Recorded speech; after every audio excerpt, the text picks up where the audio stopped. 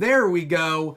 Welcome to another episode of Comic Talk. It's that show brought to you by The Keeg, where we talk about this week's new comic book releases. I'm your host, Dimithri Perera. And if you're watching us live, you're watching us on twitch.tv/The Keeg Show or youtube.com/The Keeg Show, or maybe you listen to the podcast wherever you get your podcast from. But no matter how you're digesting us, thank you for that. Like, comment, subscribe, follow, do all your stuff wherever you guys are watching this show. This is the show brought to you by The Keeg, where we talk about new comic book releases from this week.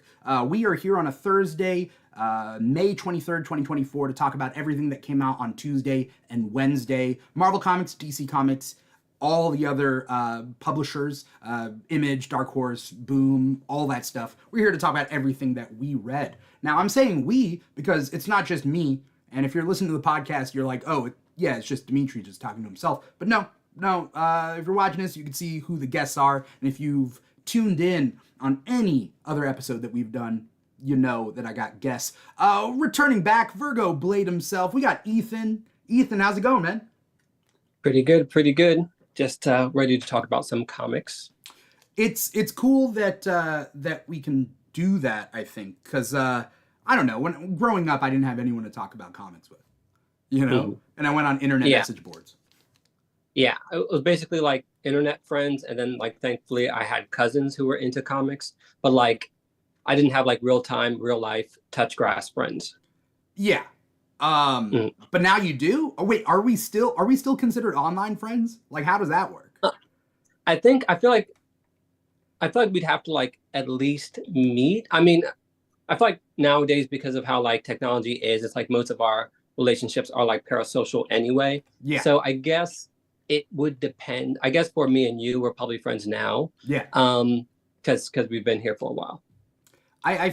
What it really is it's just a long time coming that I like meet you at a con or something, you know? Right. Yeah. Like that's eventually going to happen. Yeah. Do you have a con in mind? Is there a con coming up for you? There's one in Houston. Was it Comic Palooza? Okay. That I might, but I might not be going to it. I don't know. I haven't decided yet. You're gonna tell me you're gonna be there, and I'm gonna show up, and then I'm gonna be like, Ethan, where are you? And you're like, oh, I didn't go. My bad. Okay. It happens. Speaking about somebody who I did meet for the first time in person, we got first time guest on Comic Talk, and for those of you who are longtime listeners, that's pretty rare that we bring in new people. Ethan is the newest person, but now Ethan's a veteran. But no, newest person now, we got comic book stash himself, Christian. Christian, what's up, man? I'm alive and okay.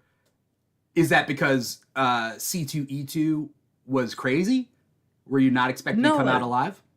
No, it's just, every day, take it day by day. Yeah. It's like I wake up and I'm like, oh, another one. Cool. Got that chance one more time. It's another day, This is your first time here, and then we met at C2E2. Yes. And like that was fun. Did you have fun at C2E2? I did have a lot of fun, and it's kind of funny because we were like in-person friends, I guess, before we were online friends. Yeah. Now I do consider you only an online friend, though. Oh, yeah. It's like no more in person. You cannot. Yeah. No more Dimithri in person. Just online. Who are you? Put up the boundaries. I get it. No, C2E2 was fun, man. I'm glad we did it. And then I ran across you and Cody when you guys were filming your podcast. And that was funny, just like randomly showing up. That was a fun time. 30-second guest appearance. Yeah. Well, now I got you for more than 30 seconds, and we're here to talk about, the comics that you read this week.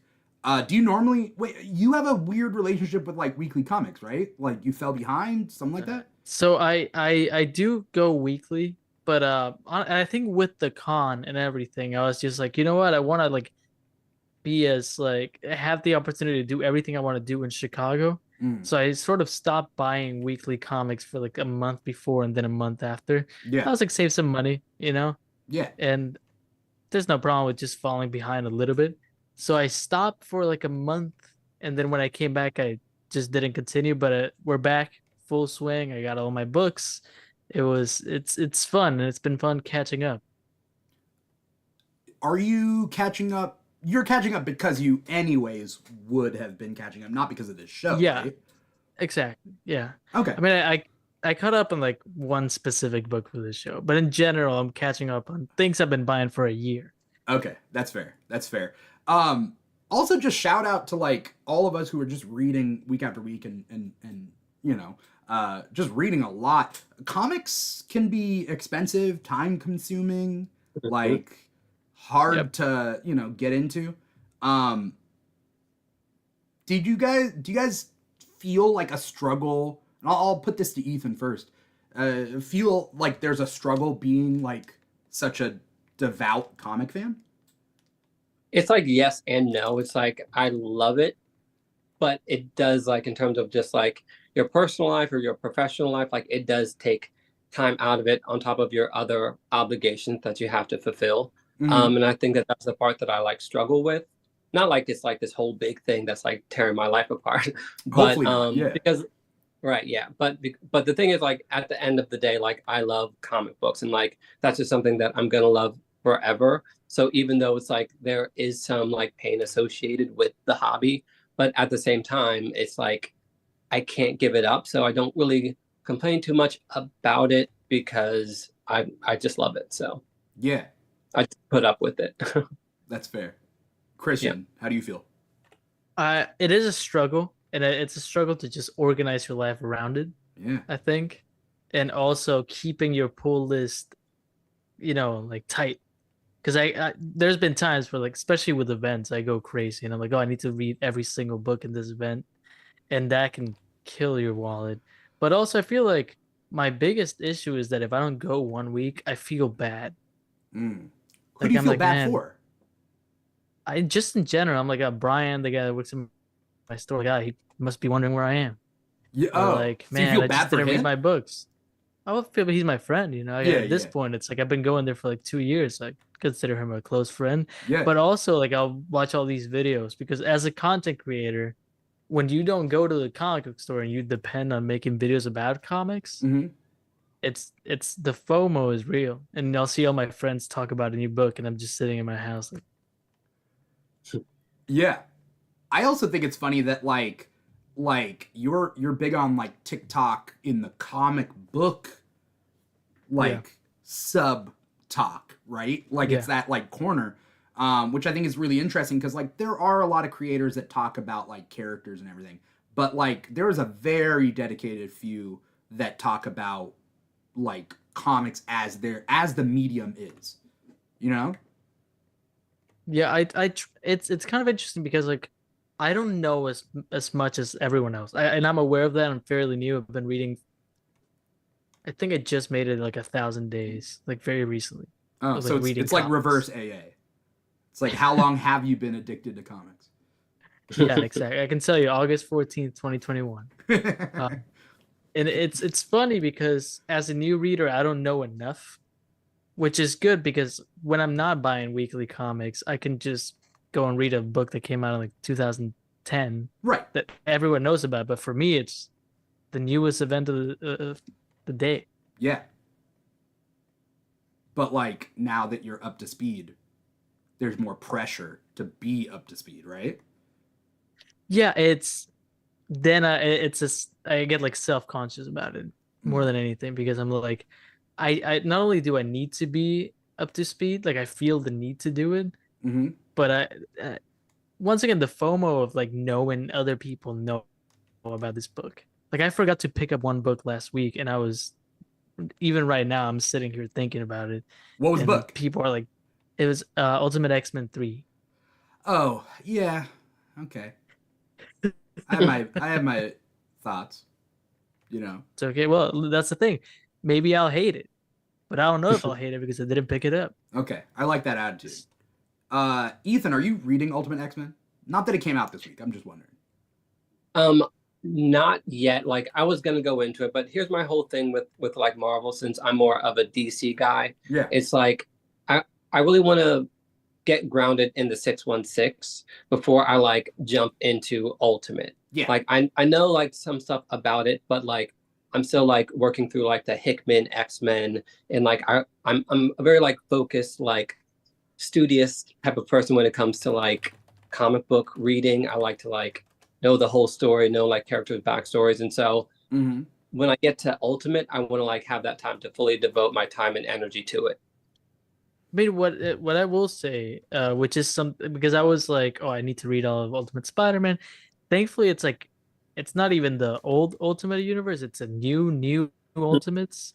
So it's a fresh start. So for me, that Okay. was like refreshing. I was like, okay, I get to read Spider-Man #1, and it's going to be a #1. I don't need to think Yeah. of the 2001 series. Yeah. I was like very tempted to pick up Ultimate Black Panther this week because like I saw, I'm like, should I? Should I? But like, yeah, that's what like prevented me from doing it. I'm like, let me like pick up X-Men and Spider-Man and just like stay in this world. And that's totally fair. Yeah. I mean, we'll get into the books that we read this week because Ultimate Black Panther did come out this week. But like, when it comes to what is the easiest out of the four books, the Ultimates hasn't come out yet, I don't think. But the easiest to jump into is Ultimate Spider-Man. Like, Ultimate Spider-Man, in this Ultimate Spider-Man, it's been the easiest. Like, you don't have to know anything. Like, someone who just watched the movies could jump into Ultimate Spider-Man. With the understanding that there are some, like, comic booky stuff, but, like, it's fairly easy. Ultimate Black Panther, I think, like, takes a little bit more knowledge, but not really. And then Ultimate X-Men's just not for me. And it's weird because I'm an X-Men fan. I'm a huge X-Men fan. I wanted to love it. And I'm up to date with 3, but like I'm not digging it. I like Peach Momoko and the art is carrying a lot of it. But I still don't find where it connects to the Ultimate, like, because I can read Black Panther and be like, okay, reset, new universe, but Ultimate X-Men really does feel like its own thing.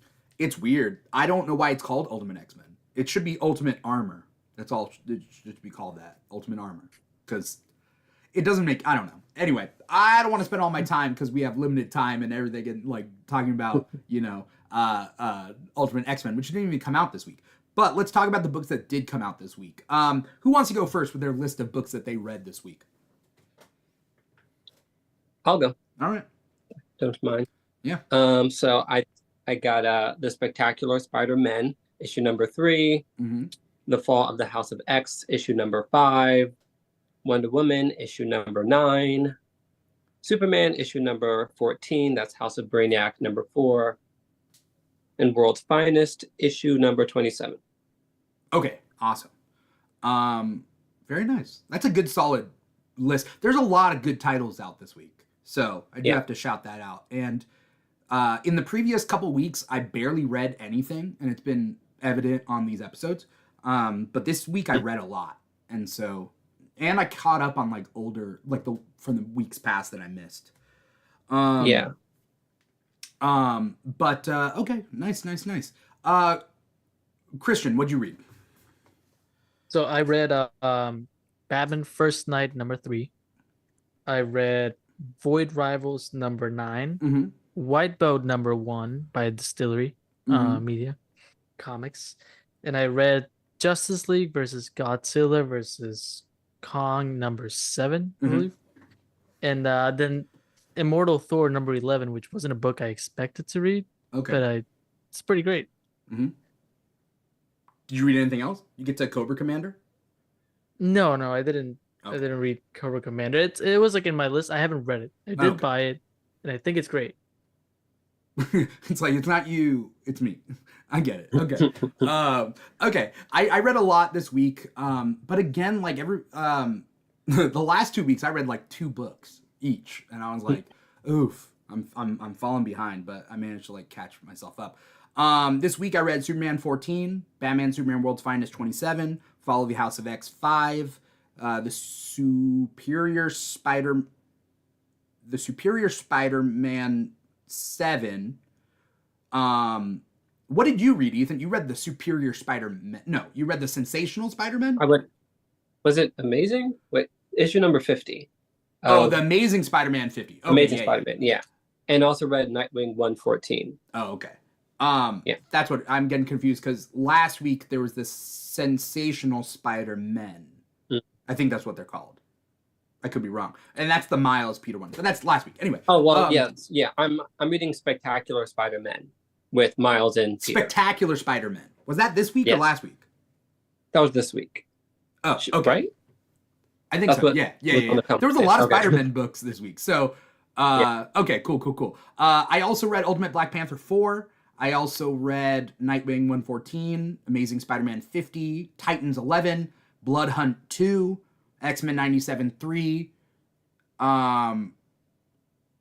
Superior Spider-Man 7, if I didn't already say that, Sensational She-Hulk 8, Alan Scott Green Lantern 6. I think I read Spider-Gwen the Ghost Spider one. I can't remember whether I finished it or not, but I'm trying to remember how it ended. And then Union Jack the Ripper #1, which is the Blood Hunt tie-in. Is anyone reading Blood Hunt?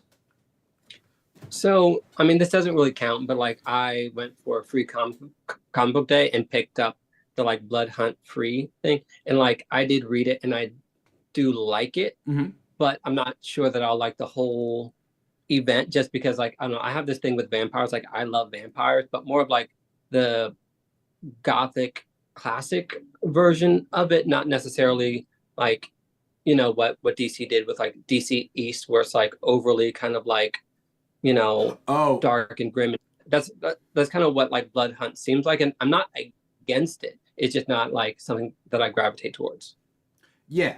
Well, DC's was zombies, but DC versus vampires was their vampires one. Which one did you not like? Yes. Well, basically, I'm conflating both of those things. But basically, it's just like when there's like a horror-based event, like that doesn't necessarily like. I think like Blade is cool. I'll follow Blade.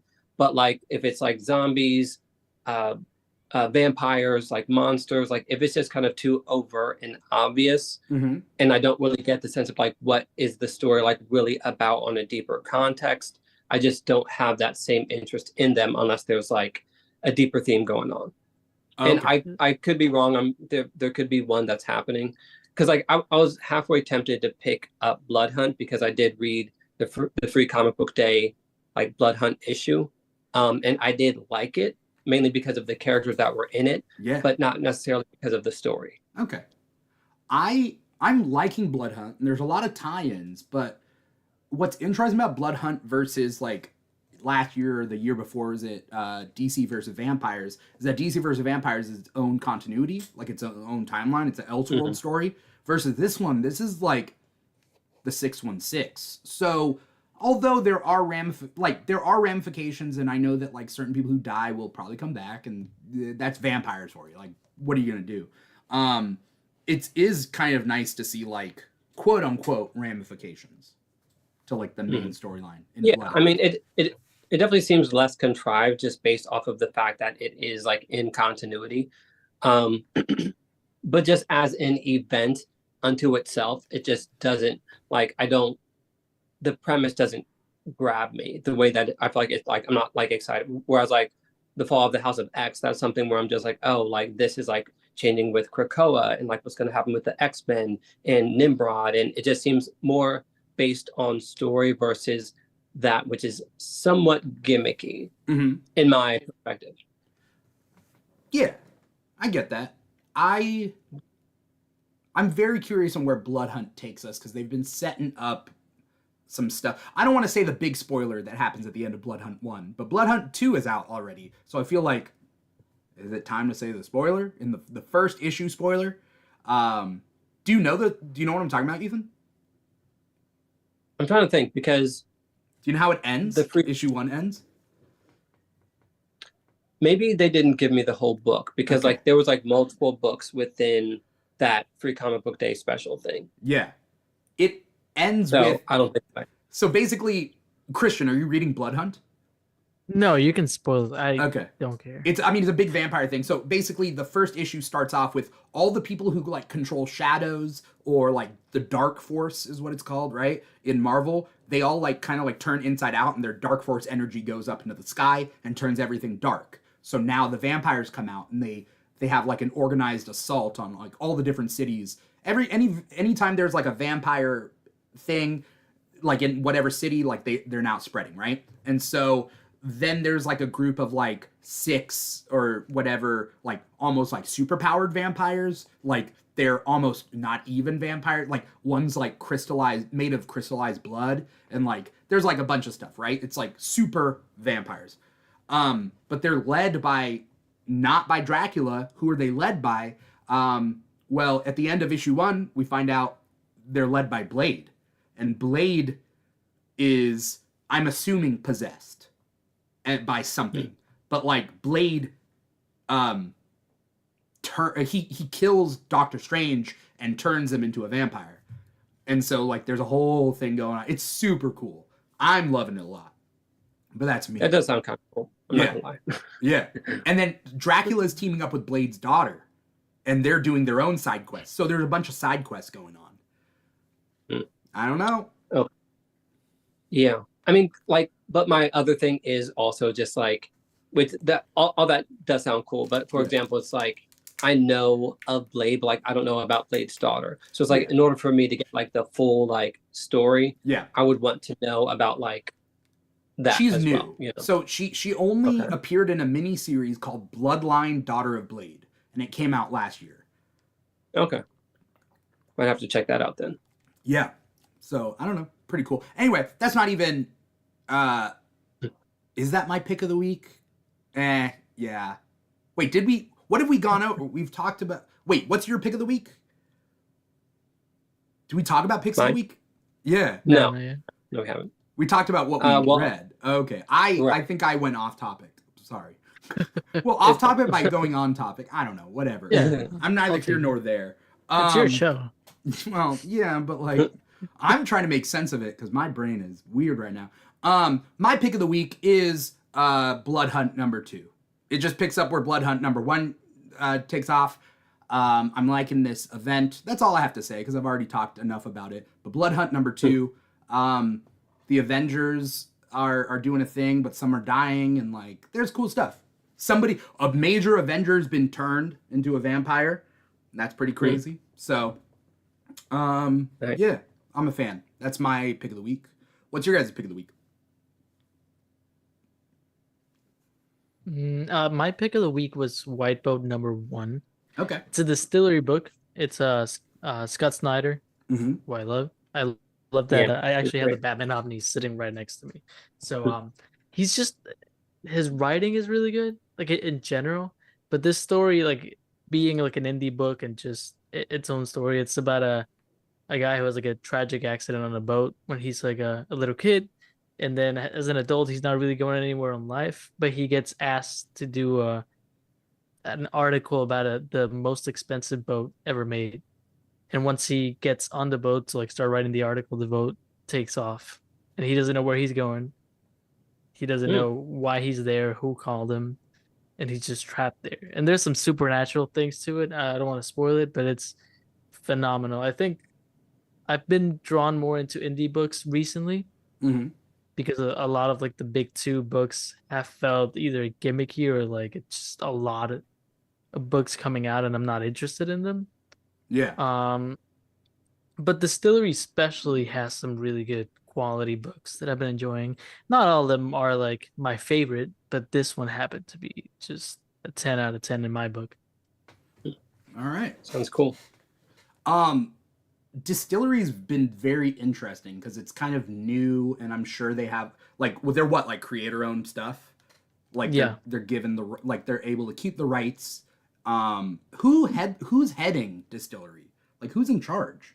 Because they have a lot of big names. So who are the writers right now? Like the founding members? Yeah, who are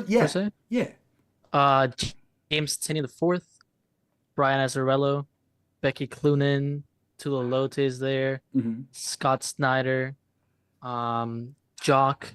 There's a lot of big names. Yeah, I'm enjoying it a lot, and it's handled by Chip Mosher, and he's like the co-founder. He was in charge of like comicsology and all that. Mm-hmm. So it's a really interesting project. It feels fresh, and I like how like limited everything is. All their series are only 3 issues long. And I don't know, I really enjoy the limited quantity of it. I don't feel like I have to commit to too much. Yeah. It's just like I could pick up 3 books and that's it. That's interesting. Have you, Ethan? Have you read anything from Distillery? Not yet, I but haven't that either. is on my list. Mhm. Just because I'm a fan of Scott Snyder and James Tinian, and I'm like a new fan of Becky Cloonan, so that is something that I'm looking into. Okay. All right. Thank you. I haven't read anything from Distillery yet, but I need to add something to my list. But I don't know what, so I will figure it out. Hey, listen, my pick of the week. That's all I'm saying. Okay. All right. I'll look into it. White Boat #1. All right. Ethan, what's your pick of the week? Okay, so before I answer, I'm going to be honest because I am biased. Yeah. Because to be fair, I will say that like probably like The Fall of the House of X was a better book than Superman 14, but I like Superman 14 because Superman and Brainiac's my favorite Go with your Superman heart. villain. Yes, precisely. Yeah. So Superman 14 is my pick. Just because we get the like reveal at the end. I don't know if I should spoil it, so I'll like leave it open. I'm trying to remember what the reveal was. Okay. Oh yeah. Let's spoil it. I yes. mean, I thought Okay, it was, cool. I thought it was Yeah, cool. so We're allowed so spoilers on this show, but I do make exceptions personally for like really big reveals that like I think will affect someone's enjoyment of it. So DC versus Vampires has a thing that happens at the end of issue 6. It's a 12-issue series, but there's something that happens at the end of issue 6 that I will not spoil. That's like one of my few ones that I'm like I can't spoil it because I want people to read DC versus Vampires. Yeah. I love it. But anyway. Yeah, so the Brainiac Queen is revealed, but it's how she's created that I think is like the dopest part. Yeah. Because it's like the like manifestation, the like energy is pulled from the super family. And there's this kind of like beautiful but also like tragic like metaphor of Superman's greatest strength not actually being his physical prowess, but actually his super family. And Brainiac is kind of like walking into this new era where he's also kind of like embodying that as well with the House of Brainiac and all these Brainiacs across time and space. And so for him to use the super family to like fuel this Brainiac Queen, and then she like demolishes the Zarnians to like feed her and to like complete the whole process, and how that's going to connect to absolute power. I was just very happily impressed. Also, that Brainiac hive like skull that's floating in the air with the city of Kalu. Oh yeah, as his crown. Yeah, that's so dope. That's the dopest. Like it's so. So I eat that stuff up. I'm not gonna front. I'm not gonna like story wise. It did do a good job. I feel like Fall of the House of X had like bigger wow moments, like with Storm, with Cyclops, with Nimrod. Like I give them that all day. Yeah. But for me personally, as a DC fanboy for life, I have to give it up to Superman 14. I mean, I liked this issue. We get a lot of Lobo. We get a lot of Zarnians. Supergirl does her own thing, right? Is this the one where Supergirl gets loose? Yeah. Well, yeah. Or was that the previous one? That was on the previous one, but she's still on the loose with this one because she's running through Kalu with Lex Luthor. And that is actually a really cool part because he starts to like tell her, because he had been working with Brainiac. And this also tied back to Omega Titans, which was a story written by Scott Snyder and Jorge Jimenez on art, which was a great Justice League run. And it like tied into that because like they had a whole issue with Brainiac back then, and Lex Luthor trying to tell her that like, oh no, there's this horrible creation that Brainiac is making, and it like built up this like very like suspenseful concept. Yeah. I'm loving just Superman titles in general. Like right now and for the past couple of years, like they're really getting who Superman is, which has been really fun and really great. Okay, all right. Those are our picks of the week, but we read other comics also, right? And for the sake of time, we'll try to do what we can to cover them all. Christian, I'm trying to think of like what you read that overlaps with anybody else. You read go through the list again. Ultimate Black Panther 4? Did you read that one? No, I picked it up. So the ones I read were Justice League versus Godzilla versus Kong. I didn't read that The one. last one. I read the first like 4 issues, and then I It's just it's a wacky. Let's talk about that one. I mean, book. how many issues is it gonna be? I think that's it. Oh, it ends on this issue?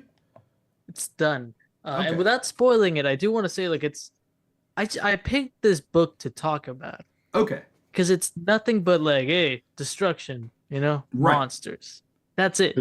I don't care about the story. I was looking at like it kind of made me think because I was like at the end, like, I'm not gonna spoil it, but they saved the day. Yeah. It's done, but like they didn't save anyone. The city's gone. Oh. Like if you have like 10 kaijus fighting in a city, it's not like they fight in like the outskirts. So this is like in between the buildings. It's like 10 kaijus. They saved no one. Yeah. There's no way they evacuated the entire city in time. It takes place it's an alternate timeline, right? I think it takes place. Yeah. It's not the main DC timeline. No, it's not the main DC timeline. Yeah. But it's like I like the fact that like even though I had that thing of like, oh, like they destroyed the entire city, I don't care. Because I was just reading a weird, fun book. Yeah. And that's why I picked it, because I was like, it was just like a fun time. Okay. If you ask me for like specific story beats, I probably can't remember about the whole series, but I can just tell you, they punched this guy. So here's a question. 7 issues, that'll probably get released in like a paperback or a hardcover or something. Would it be a fun comic to buy in trade? Yeah, I think it'd be fun. I think like in my head it probably was. It's not that it wasn't worth it, but like just waiting each month, I wasn't like the most interested in it. Yeah, but if you read it all at once, it might be better. Yeah, I saw that it ended yesterday, so that's when I was like, oh, let me just read all. I read them all literally yesterday before going to the LCS. Yeah, and it was just a fun time. Can I spoil like a detail about it? Yeah. Is anyone ever gonna read it? That's fine. King Kong gets a Green Lantern ring. Oh yeah, I heard about that. Yeah, that's it. Like I said, it's not important, but it's just cool. If you ask me there are a couple cool moments, at least from the 4 issues that I read. Yeah, but it's wild. I don't know. I feel like this book, I'm gonna buy it in trade. I'm gonna read it, and then I'm gonna like give it to like a junior higher, a preteen who's like, if they like the movies, they can get into the Justice League and Godzilla and Kong and stuff, and like, that's cool, I would describe this book as like a book no one can complain about. If you came up to me and told me like, oh, the story sucked, I'm like, what do you expect? What were you looking for in this book? Right. So. What do you want? Okay, interesting. All right. Fall of the House of X #5. I know that Ethan and I both read that one. I thought it was like a whatever ending, because that's what's weird about these like miniseries. It's like Fall of the House of X has 5 issues, Rise of the Powers of X has 5 issues, and then all the other tangential series also kind of spin off or continue like the stories to wrap certain things up. So like Fall of the House of X #5 was a conclusion. I was like, okay, but then at the end it's like, stay tuned for Rise of the Powers of X 5 and X-Men 500 or whatever it was, right? Like, and it was like, oh, so there's 2 more issues before this is all over, is what it said, right? This doesn't really end anything. Though I'm not one to complain about more X-Men. I love X-Men. It's my #1 stuff. But like, okay, cool. This wasn't a conclusion, but it does conclude a couple of plot points. Yeah, I mean, I feel like that's kind of the nature of comic books, maybe now more than ever. And this is something that I'd been thinking about, because like with like DC and kind of how they just go from event to event to event, is very much like the MCUification of like comic books, where it's like this comic book event is meant to sell the next comic book event. And like there's always been comic book events, but I also feel like there was more downtime in the like good old days with like, 52, where like you took some time to like, okay, let's pick up the pieces of everything. So with that said, like going into it, that's kind of what I expected, because like it's a an ongoing format that I didn't like expect it to like have a finite end. Mm-hmm. So yeah, that didn't necessarily take away from my enjoyment of it, because going into it, I kind of like mentally prepared for it. Yeah. I Mhm. I think it's, yeah, sure, we can comment on like comic events and everything, like not quite being over when they're over. Like DC versus Vampires ended the 12th issue with it being like, well, you know, and then also this, and then the end, Mm. right? And it's like, oh, there's more to it. Like Deceased just keeps coming back for another like volume, and like all these type of things, and that's just DC. Like Marvel does it, you know, the same thing and whatnot. But I think it's extra confusing, and it's almost maybe like on purpose, because they want to talk about like the timey wimey whatever of time with X-Men, and that's why like the reading orders: Fall of the House X #1, Rise of the Powers of X #1, plus then spin-offs. Then Fall of the House of X #2, Rise of the Powers of X #2, and then also like the spin-offs. And I think You're they're gonna purposely force. What's that? They're forcing you to buy like 5 books to get one right. Yeah, To get but one like it's story. more than just that, because events do that anyway, right? I think it's on Yeah. purpose that it's like zigzagging, because it's supposed to be Yeah. like give you whiplash and like confuse you a little bit, because I think that's the goal. I don't know, but it was kind of cool. It was a cool ending, and like one group of villains gets taken down, and that's cool. And then they're like, well, what about this other villain that, you know, that's also there? And it's like, well, check out Rise of the Powers of X #5 and X-Men 500 or whatever that is. So I complained, but I'm gonna be still be buying them and reading them and enjoying them. So I'm very interested to see how this era closes up and what the long-term ramifications are going from era to era. You know? Yeah. I feel like I'm more invested in like where this places the character. So it's almost like I'm less maybe like curious about like how things end versus like, oh, or like what's going to happen with Nightcrawler after he did that, what's going to happen with like the Omega Sentinel, who doesn't want to be called that anymore. Like, what's that story going to be? So it's like that's what I kind of gauge, like what's a successful event, less so about the event, because like it's all kind of like superficial. Because we kind of ultimately like know what's going to happen in very like general terms of like, oh well, it's going to continue in this. We know, oh, Phoenix is getting a book, Storm is getting a book, but it's like what's going to like bring them there? Where are they going to be mentally? And like that's what I look for when it comes to like the Fall of the House of X. Yeah. I feel like the new information about the new era from the Ashes, though From the Ashes isn't like technically the new era, it's like the title for this, like going into whatever this new era is. Like they kind of spoiled a couple of things, which is like the lineups of the new teams coming up, and you're like, oh, so Quentin Quire isn't just a head in a box, like he's not dead, he's gonna be reconstituted. Cool. Phoenix is not dead, she's gonna come back to life, because as of right now she's not back to life yet, but she is, and we know she is. It's Phoenix. You know. Yeah. So like we know that like Storm's not gonna die, right? But like, what about the characters we haven't seen in the upcoming issues? I mean, I guess they could die. So who am I to complain? I don't know. I'm very excited for the upcoming era of X-Men for the sole purpose of getting new fans on board.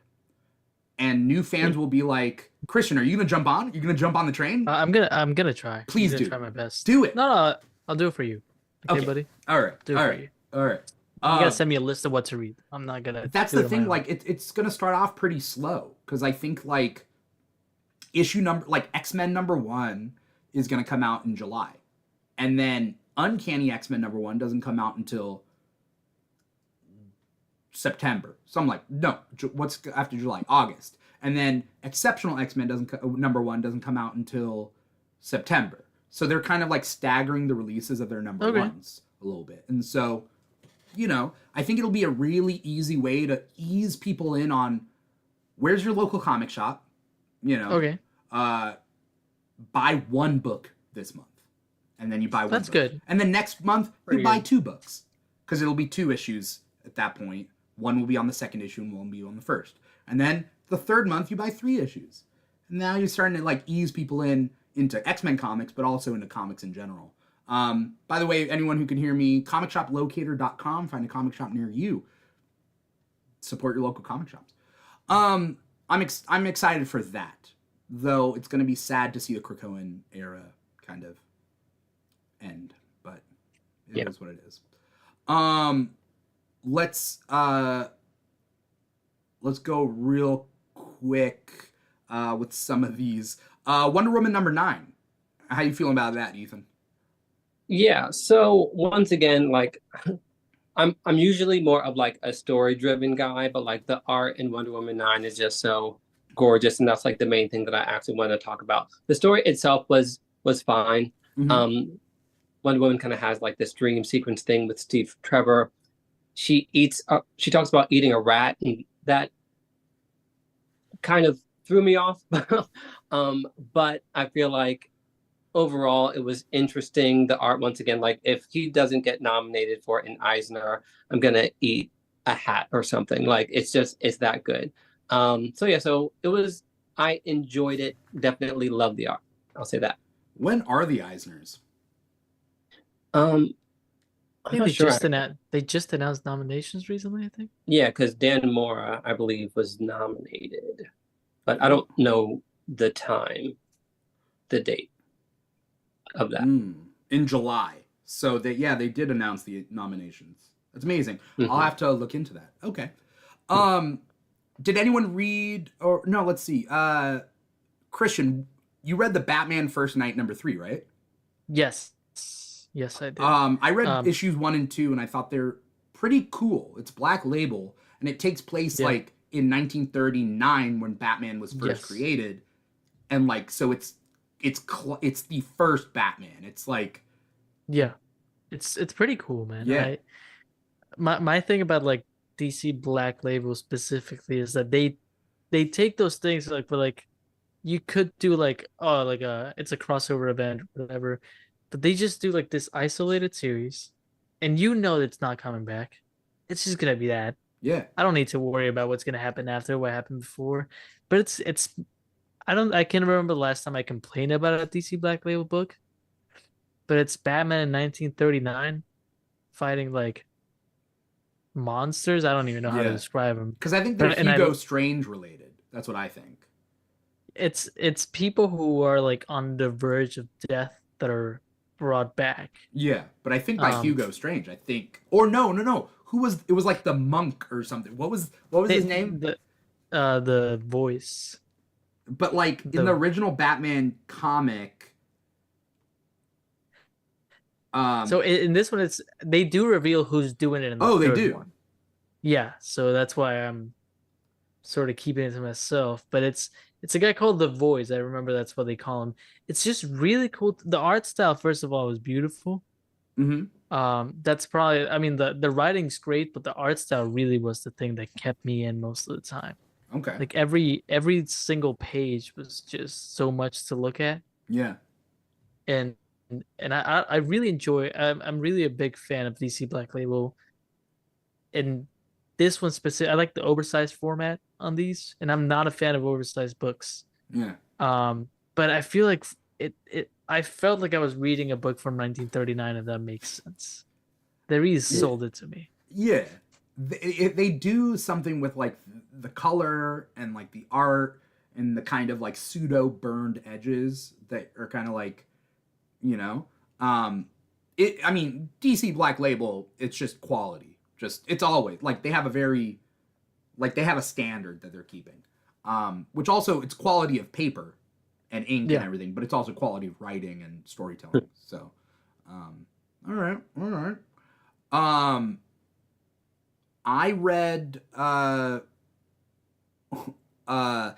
Scott, The Green Lantern #6, and I have been loving this series. It ended with issue 6. I talked to Tim Sheridan, the writer of this, when he was at WonderCon in Anaheim, and I told him how big of a fan I was and how I'm looking forward to this, but it sucks that it's ending after issue 6 because I think that this series and the Jay Garrick Flash series could have been ongoings, but this issue, I I loved this series from beginning to end, but I don't think this issue wrapped up the way I wanted to wrap, and that's okay because I'm not the writer for it. You know, I get it. But I think that it ended kind of nicely, and like they tied a bow on the ending with a couple of loose threads that will hopefully be picked up in a Justice Society book later. But this series has just been really good exploring Alan Scott's past as a closeted man in the 1940, 41, 42 era, like time period. And so like J. Edgar Hoover is blackmailing Alan Scott into like joining the Justice Society and doing what he wants, and there's that whole thing, and then there's a pre-Cold War villain in the Red Lantern coming from Soviet Russia, and so they're and they used to be lovers, and so there's just kind of a cool thing there. I don't know, I liked it. I might have to pick this book. It sounds great. Oh, it's great. There's so many. Talk to Drew about it because Drew also talks about it on this series. Because I think Drew's also reading it. I think. Ethan, are you reading this? I read the first issue, and I definitely plan on reading the rest of them. I feel like I was waiting for all the issues to come out, and now that they are out, I'm gonna binge the whole thing. Yeah, I think it's great, and I don't want to like spoil anything, but like we do see an appearance of Obsidian, and so like okay, Obsidian. You know Obsidian? Yeah. Yeah. So Alan Scott's son, and so there's a thing, and I'm still trying to like make sense of. There's an ending part that I'm trying to figure out what it means. But yeah, I thought it was good. I think that like this book should definitely. I don't know if this is nominated for an Eisner, but if it isn't, I wonder why. Because I'm like this book is just really good. Yeah, I mean, it feels like a very important book. Like once again just read the first issue, but I love how it was plotted. I love the story and that it was taking on this subject matter because it feels very important. I also love Alan Scott as a character. I really enjoy all of the like Golden Age GSA characters, and especially there's something about like it taking place during that time. I just love like DC's kind of like classic nostalgic like age, and so it's definitely a book that's on the top of my mind. Things that people don't realize is that like Alan Scott, in the continuity of DC Comics, Alan Scott was essentially the Superman of his time.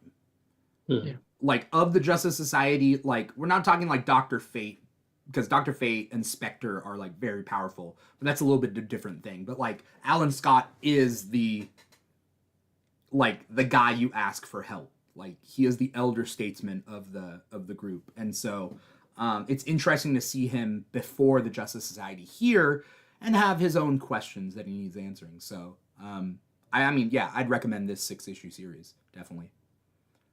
For the sake of time, we're gonna run through everything that we read real quick. We're talking like really quick summations. We'll go through this real fast. Batman Superman World's Finest 27. I'm not a fan of this current storyline, but like this issue I thought was like pretty cute and pretty good, and like it's not my favorite, and I've mentioned it on previous episodes why I think there's some problems that I have with it, but like other than that, I liked it. Anyone else? I kind of the same. Yeah, like I enjoyed it. I almost feel like because I liked the other books so much more that it kind of like washed over this. It's still good, but like it wasn't my favorite. Yeah. I'm just not a big fan of the fifth dimensional imps. But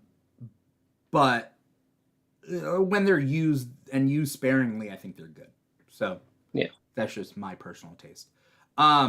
Christian, what's another book you read? Void Rivals number 9. Yeah. Void Rivals is in the Energon universe. There's, in Image Comics now, Robert Kirkman's writing Void Rivals, and Robert Kirkman's just that guy. Yeah. And I like it's all connected. Cobra Commander, Duke, Void Rivals, Transformers. So it's really cool when you get those like little crossovers, especially Void Rivals being my favorite series. There's two characters we've never seen before. But an Autobot does show up in the ninth issue of Void Rivals, the one that came out this week. Yeah. And it was just fun. Like when you I don't know where you get a giant robot Yeah. unexpectedly. Yeah. I can't complain. I remember when Void Rivals 1 came out and people were like, what is this? And then they went to the end and they're like, suddenly there's a Transformer at the end of issue 1. And they're like, what? And like, I thought that was wild. It's a really fun book, and they're building a universe that I really enjoy. Okay. All right. Very nice. Very nice. You didn't read Cobra Commander, or you did? No, that one I'm catching up. I've read the first Cobra Commander and the first two Dukes. Okay. Transformers I'm up to date with, though. Okay. Let's see what else we got. I didn't prep the images here correctly, but Sensational Spider-Man 3, is that what? No, Spectacular Spider-Man 3. That's what Ethan. Yes, Spectacular Spider-Man 3. I'm really enjoying this book. I love Peter and Miles together. This one, they kind of have like living out their perfect dreams and going on like dates and stuff, like Miles with Kamala Khan. I know some people have an issue with that relationship, I guess, but like I'm kind of like newer to Marvel, so I'm like open to it. And I thought overall it was a fun issue, and I'm curious to see where it's going to go. Yeah, I read it too, and I think that Miles and Kamala have always been cute together. The argument is whether they're better just friends or not, but Arcade, I mean, spoiler for the end of this issue, it's like, who's the big bad, of this thing that's kind of like hypnotizing people? It's two things. It's Arcade, and then it's Mentallo. And Mentallo rarely appears. He's very rare of a villain, but he's a mutant with psychic powers. Last time Mentallo appeared, Mentallo was part of Sword as one of the backup psychics, and like he's just kind of a dick, and it is what it is. Backup psychics kind of insulting. Yeah. Yeah. Well, that's the thing about Sword. Like they would have like designated positions that a specific power. Did you read it? Did you read Sword? No. Okay. There was like in Sword as an organization, they had to like run on mutant powers, specifically specific powers to do specific things. And then they would have backups, like second string people, just in case that person died. They would have second string people to like bump them up, That was the last time Mentallo popped up. But yeah. There was also Superior Spider-Man #7, which to me was like a whatever issue. I don't know. Dr. Octopus is going crazy right now. And people brought up, like, why can't Dr. Octopus just be, like, I don't know, have grown since the first Superior Spider-Man run? Like, I don't know. I don't know what they have planned for this, but this was an interesting issue. I don't know whether I can recommend this issue to people. It's not bad, but it's also, what? Okay. So it is what it is. What I can recommend is Sensational She-Hulk. Issue #8 came out this week. If you love romance and just angst, but like cute stuff, but then also like just like strong women punching things, yeah, Sensational She-Hulk might be for you. Sounds great. It has heart, and I mean it has Jack of Hearts. And so it's funny too, like it's comedic, and like it's just there's a lot going on with Sensational She-Hulk. I've been meaning to give She-Hulk a try. Yeah. Because last She-Hulk run that she had was canceled, right? It didn't get canceled. It's the same creative team. They just wanted to restart it with another #1. I don't know why, other than #1 sell, but it is what it is. I'm excited. I'm gonna pick that up at some point. That sounds really good. Yeah. I have to check that out too. Yeah, it is really good. And the previous run is good too, I read a good book because it's very outside the stuff. Like, who cares about Union Jack? But I read Union Jack the Ripper #1. And basically it's a blood hunt tie-in, and it takes place in London, and vampires are taking over London, as they should. That's London. And then there's like humans trying to like survive. So it's very like zombie Okay. apocalypse, but it's vampire apocalypse in London. And Union Jack is like just like wrecking vampires left and right. And he has a pet vampire. It's not a pet vampire per se, but in his basement. It's bloody, it's gory. You don't have to know Union Jack to like it. I don't know Union Jack really, but I liked it. It was a cool kind of thing. It's like watching, like if this was an indie comic, like if it was just an indie comic about like a London superhero in the vampire apocalypse, like yeah, it doesn't even have anything to do with the actual events that are going on in New York at the time. So That's fun. yeah. Okay. Yeah. Sounds interesting. Let's blast through what we have left. But I don't think actually we have that much. Oh, Ultimate Black Panther 4 I think was good. Was I the only one to read it, or did someone else read it? I haven't read it yet. Okay, the art is Me neither. amazing. The art is beautiful, and it makes me fall in love with Shuri and Okoye in this book. Like just so good. Issue number 1 didn't catch me. I still buy them, but it didn't capture me. Really, issue with number 1. with the explosion at the end. No, for Oh, some. I mean, I keep buying them, so it was good enough to keep. Read buying. issue 2 because they bring in Killmonger and Storm. Yeah. And also, So- I don't like the. Oh, I don't the like mouth. that mouth, the open mouth of his mask either. Yeah, I'm with you. What else? A Nightwing 114. Who read that one? I did. Okay, we'll just go through it real quick. Okay, yeah, I really enjoyed it. I like where they're going with Nightwing and him kind of like having this fear of heights. I just enjoy it when like a character is kind of confronted with something that kind of seems minute, but for him and being like a vigilante who fights crime and like jumps off of rooftops, this is like a huge issue, and it just brings so much humanity to Dick Grayson. And yeah, I just feel like where this series is going, I know it's going to wrap up this current like run of Tom Taylor, and I just think it's been very strong. I like this issue just because we're finally getting into Heartless and what Heartless is trying to do. And so I like that. Also, we kind of start off like with the future, like what's happening first, and then we go, back in the past, and we like kind of lead up to it. So interesting. Yeah. You also read Amazing Spider-Man 50, right? I did, yes. With like the big issue. I don't know. I kind of have this like Batman Joker thing with like Spider-Man and Green Goblin, where I feel like he kind of should feel like, oh wow, this is Green Goblin. And I didn't really feel that with this issue. It just kind of felt like ho hum, like, oh, he's here, he's like doing something, but I don't know, get the sense of like the gravitas for it. I did like the like backup features more, specifically Black Cat. I like loved her as a kid. I just loved that character. So that was probably my favorite story. So yeah, overall it was good. I wanted Green Goblin to have more of an impact. Yeah. I'm interested in what's to come because there's some big Spider-Man stuff that's coming up. You know, like there's some pieces moving around the board. Speaking of pieces moving around the board, like DC, a lot of the DC stuff is moving towards absolute power, and like Waller is in everything. So Titans 11 has to deal with like a new villain that they created for this, which the villain's not too bad. It's this girl who wants to join the Titans, but then she dies, and Professor Ivo creates like an android body for her, and she's kind of like Amazo, but she has Titan powers. And they convince her to fight against the Titans because she's a robot. She has a like part robot brain, right? So Waller is part of this experiment. And so there's a whole thing going on here. So, you know, her name's like, I forget what her name is actually. It starts with an A. So I think it's like, it's not Amazo, but like it's hearkening to that, you know? Amaza. Yeah, no. But it's also created by Ivo. And wait, did Ivo create Amazo? Yes.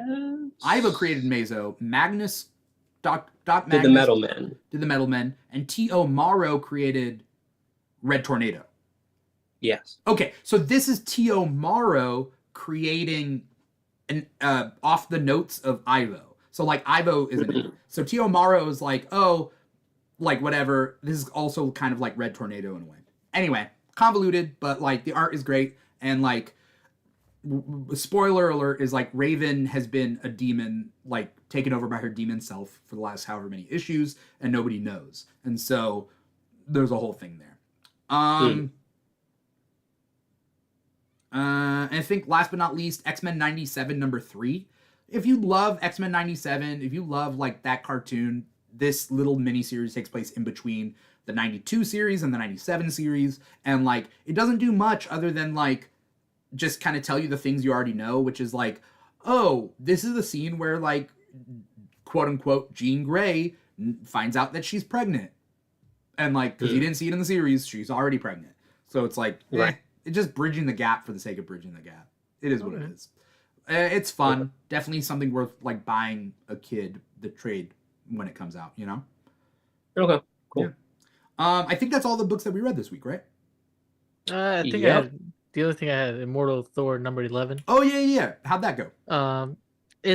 It not a lot happens. It's just a reunion of all of like Odin's like sons or like, you know, kids. Yeah. But it's because of like a fight Thor had with like Roxxon. Basically, they made it like an enchanted comic book, kind of like to make Thor look stupid. Mm-hmm.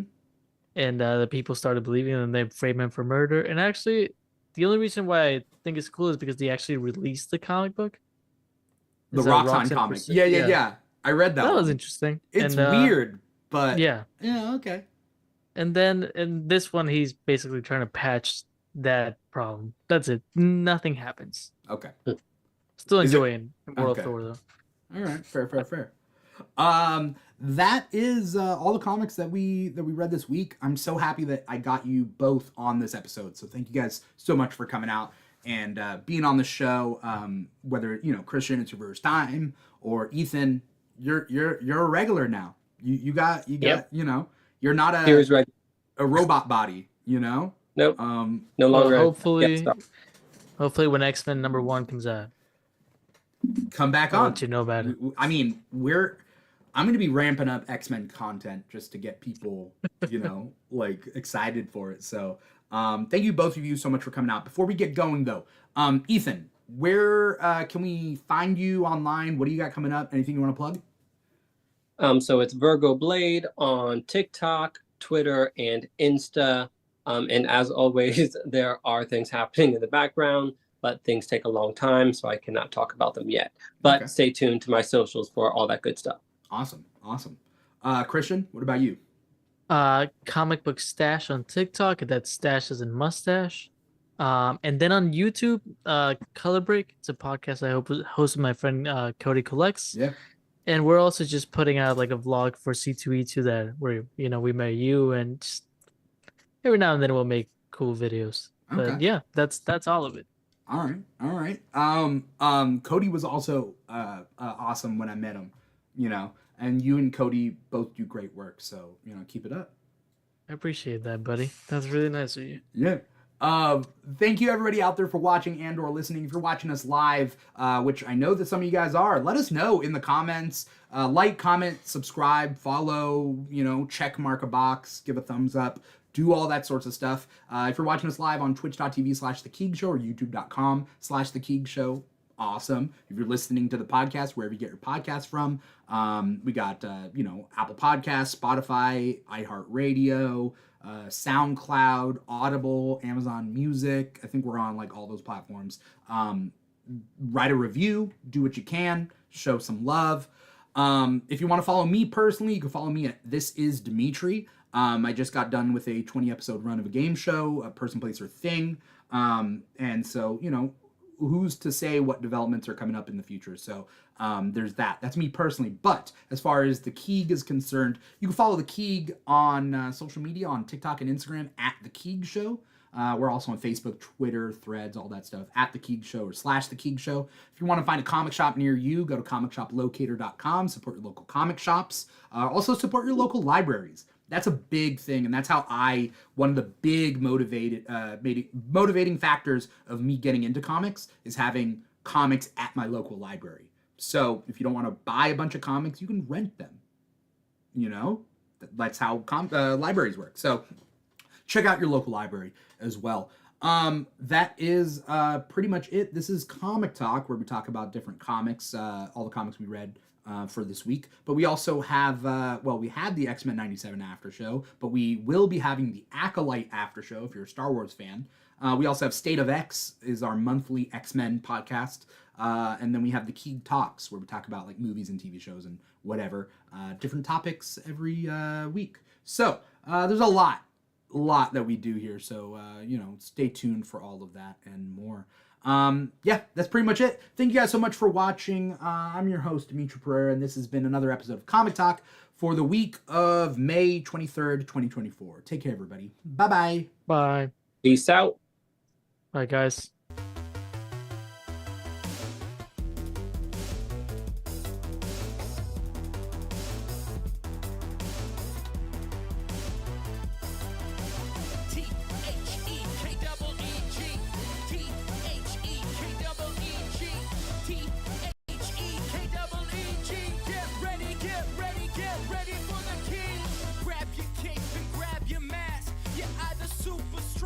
Super fast, gotta beat the boss and get the loot, cause it's the king, and we got geek news.